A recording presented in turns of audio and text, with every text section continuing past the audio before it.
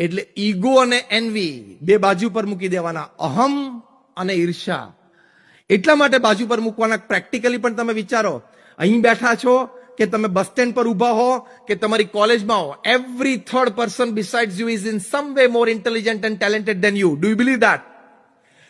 તો પછી અહમ ક્યાં રાખવાનો? દર ત્રીજો વ્યક્તિ તમારી બાજુ ઉભો છે, તમારી રીતે કોક ક્ષેત્રમાં તો બુદ્ધિશાળી ને આવડત વાળો છે જ. પછી અહમ ક્યાં રહ્યો? અને ઈર્ષાથી ખોટા તમે બળો એનો કોઈ અર્થ નથી. એની કરતા એના જેવા ગુણ પ્રાપ્ત કરો. એ ભગવાન સ્વામિનારાયણ વતનામૃતમાં પોઝિટિવ ઈર્ષા શીખવાડી છે, which is very unique. Positive NV, કે જેના પ્રત્યે તમે ઈર્ષા હોય ને એમના જેવા ગુણ તમે શીખો તો તમને કરવાનો અધિકાર છે. પણ એની પ્રત્યે ઈર્ષા રાખો કે હવે નપાસ થાય તો સારું, ને પાછો પડે તો સારું, ને એની નોકરી જાય તો સારું, એ તો બહુ હલકા વિચારો કહેવાય.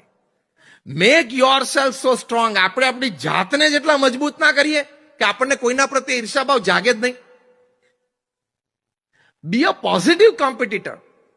That is the positive change you must make to celebrate 2024.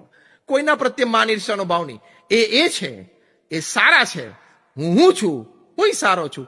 એના નસીબનું, એના પુરુષાર્થનું, એના ભાગ્યનું, એની ઉપર થઈ ભગવાનની કૃપા એનું ભોગવે છે. હું મારા પુરુષાર્થનું, મારા ભાગ્યનું અને મારી ઉપર ભગવાનની કૃપા એનું હું ભોગવું છું. He is he, I am I. Let's go. Simple.